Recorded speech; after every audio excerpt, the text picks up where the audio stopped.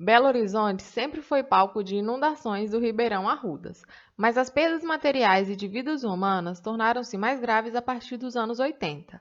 A intensificação da impermeabilização das superfícies aumentou significativamente o volume e a velocidade do escoamento superficial. Como resultado, as vazões do Ribeirão foram aumentadas de modo alarmante durante os períodos de chuva, intensificando as inundações nas áreas marginais. Além disso, as planícies de inundação foram totalmente ocupadas em grande parte da capital. Os riscos de inundação e de perdas materiais e humanas transformaram o Ribeirão em um potencial inimigo da sociedade. O processo de agravamento dos efeitos das inundações motivou a canalização, a retificação e o alargamento da calha do Arrudas. Porém, medidas estruturais como essa não têm sido mostradas satisfatórias, nem do ponto de vista hidrológico, nem do ponto de vista ambiental, com a potencialização dos impactos negativos da urbanização.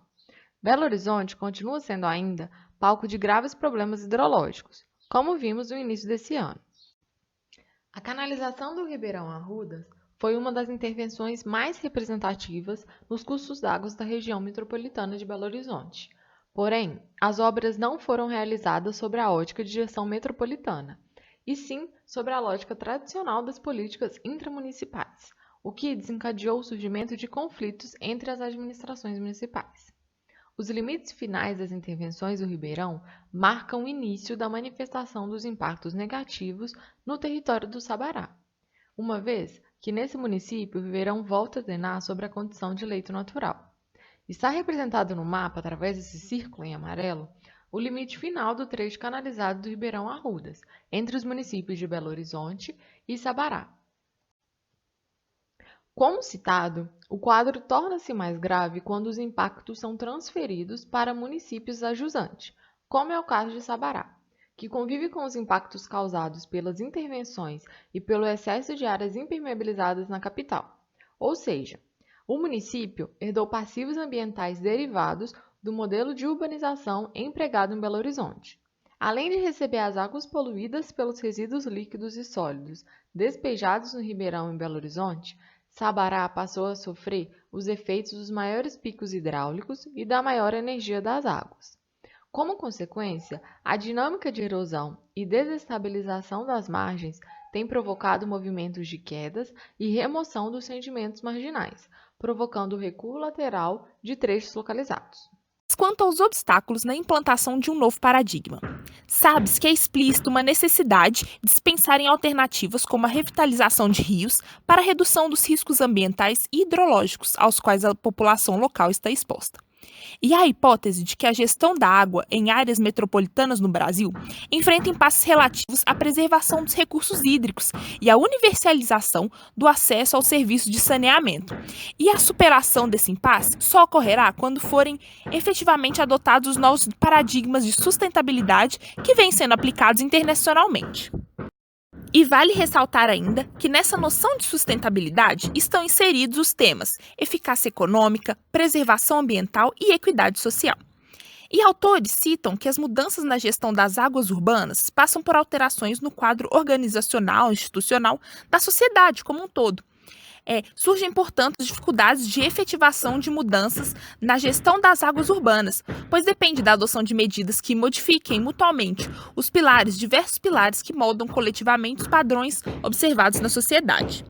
Mas existem casos de intervenções em corpos hídricos, como o do rio, que eu não vou saber pronunciar o nome, da Coreia do Sul, que já teve seu leito tampado por elementos da infraestrutura urbana, mas que em 2003 passou por um importante processo de revitalização, associado a novos projetos de mobilidade urbana, mostrando que novos caminhos são possíveis para esse tipo de mudança. Além do programa Drenurbs, no contexto de Belo Horizonte, que significa um avanço nesse sentido. Porém, a gestão municipal de BH ela acaba indo na contramão dessa lógica com o projeto Boulevard Arrudas, de cobertura do canal do Ribeirão Arrudas, através da construção de lajes, e ilustra o discurso de alargamento das vias urbanas para proporcionar um ganho de mobilidade urbana. Sendo que essas intervenções acabam potencializando o uso de meios de transporte individuais, não solucionando os problemas relacionados à mobilidade urbana.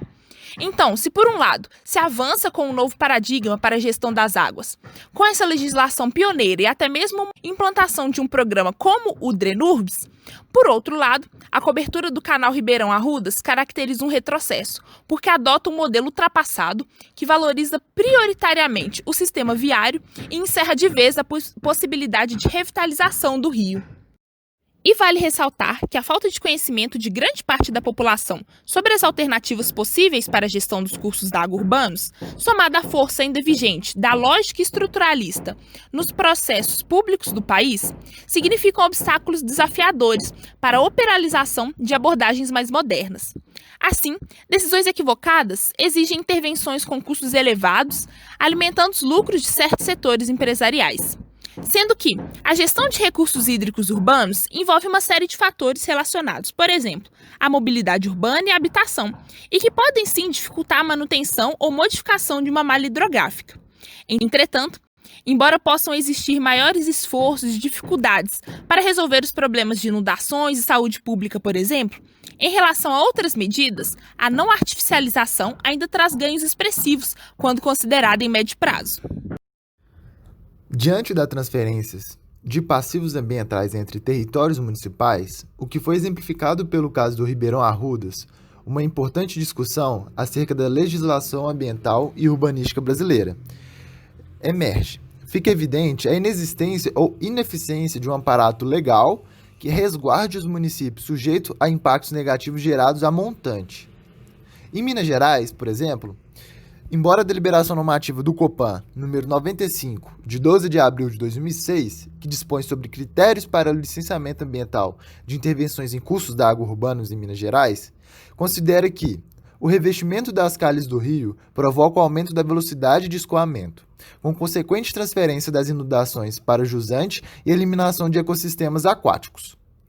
Ela não estabelece, por exemplo, medidas de caráter compensatório ou mitigador de impactos que devem ser adotados no caso de efetivação da intervenção e a possibilidade do surgimento de danos causados por elas.